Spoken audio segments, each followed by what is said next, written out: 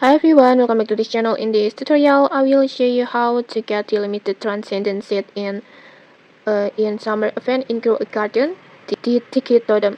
So in this summer event, there's a brand new limited transcendent set that called Tiki Totem, and this is one of the rarest set in the game right now with estimated cost around 2.5 trillion. Yeah, it's so expensive. And then, but what makes it so special? This one. When you plant this Tiki Totem, it has a unique ability that will mutate nearby crops with the tidal mutations every 10 minutes. And I think this ability is actually very useful because the tidal mutation is one of the most important mutations in this current summer event. You will need tidal mutate fruits or summer fruits to participate in this high tide harvest event.